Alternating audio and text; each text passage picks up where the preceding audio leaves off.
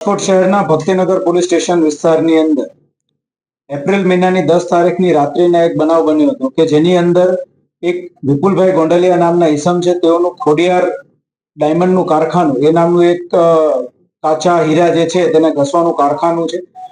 આ કારખાનાની અંદર આશરે 60 લાખ રૂપિયાના હીરાની ચોરી થઈ હતી અને તેની અંદર જે છે ચોર સીસીટીવી કેમેરા પણ કાઢી ગયો હતો અને જે લોકર હતું તેની અંદર જે રાખેલું હતું એમાં પણ વેલ્ડિંગ અને કટર મશીન્સથી બધું કટિંગ કરીને અંદરથી તે બધું આખી જે તિજોરી હતી એ જ લઈને જતો રહ્યો હતો. તો આ જે ફરિયાદ દાખલ થઈ ભક્તિનગર પોલીસ સ્ટેશનની અંદર, તેના આધારે તુરંત જ તે સીપી સર અને અધિક સીપી સરની સૂચના મુજબ અલગ અલગ ટીમો બનાવીને crime branch, SOG, local police station અને ઝોન એલસીબીની ટીમો કામે લાગી ગઈ હતી.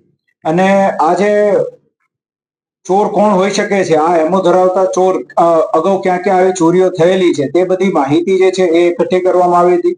તેના માટે થઈને ઈ પ્રિઝન મોડ્યુલનો પણ યુઝ કર્યો હતો, આઈસીજીએસ મોડ્યુલનો પણ યુઝ કરવામાં આવ્યો હતો. અને તે ઉપરાંત જે છે એ માનનીય ડીજી સર વિકાસ સહાય સરનો જે આખો પ્રોજેક્ટ છે મેન્ટર પ્રોજેક્ટ, તો તેની અંદર પણ આ પ્રકારની એમો ધરાવતા ચોર ઉપર જે આપણા મેન્ટર્સ ફાળવેલા છે તે મેન્ટર્સ વિશે પણ આપણે માહિતી મેળવી, તે મેન્ટર્સ પાસેથી પણ માહિતીઓ મગાવી હતી. તેના આધારે જે આપણી પાસે સીસીટીવી ફૂટેજીસ હતા તેના ઉપરથી એવું માહિતી આપણને મળી કે આ અજય નાયકા નામનો ઈસમ હોવાની પૂરેપૂરી સંભાવના છે. તેના આધારે ફર્ધર આખી ટેકનિકલ તપાસ અને અલગ અલગ હ્યુમન સોર્સિસથી ખાનગી બાતમીદારો મારફતે સુરતમાં અને એની જે અલગ અલગ રહેવાની જગ્યાઓ જે છે, એના સગા સંબંધીઓ છે, તે બધી જગ્યાએ તપાસો હાથ ધરવામાં આવી હતી. જેલમાંથી પણ તેના રેકોર્ડ્સ મેળવવામાં આવ્યા હતા અને આ બધી તપાસના અંતે ક્રાઇમ બ્રાન્ચની ટીમને જે છે એ અને આરોપીની ધરપકડ કરવામાં સફળતા મળી છે. આરોપીની પૂછપરછ દરમિયાન તેની પાસેથી સંપૂર્ણ મુદ્દામાલ રિકવર થયેલો છે.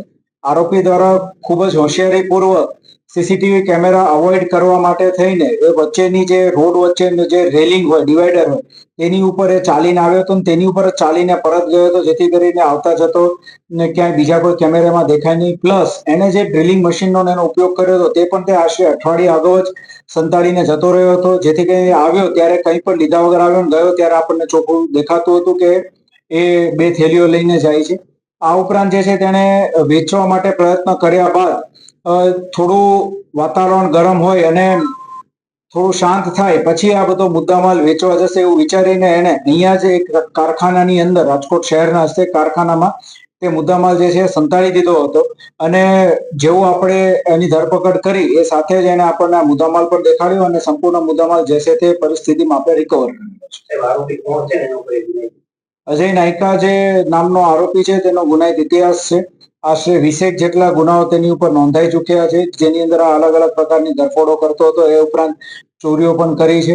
અને એની ઉપર આપણા જે મેન્ટર જે છે ક્રાઇમ બ્રાન્ચ વિજયરાજસિંહ જાડેજા એ ફાળવેલા હતા અને મેન્ટર દ્વારા પણ એની ઉપર વોચ રાખવામાં આવતી હતી અને તેથી તેની શકમંદ જે મુવમેન્ટ હતી તેના આધારે જ આપણે એને ઝડપી પાડવામાં સફળતા મળી છે.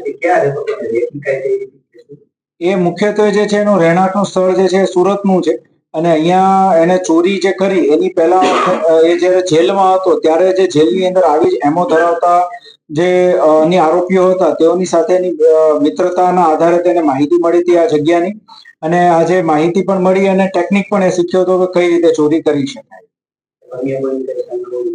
અત્યાર સુધીમાં એક આરોપીની ધરપકડ થઈ છે અને એ સિવાય બીજા કોઈ મદદગારીમાં છે કે કેમ એની તપાસ શરૂ છે.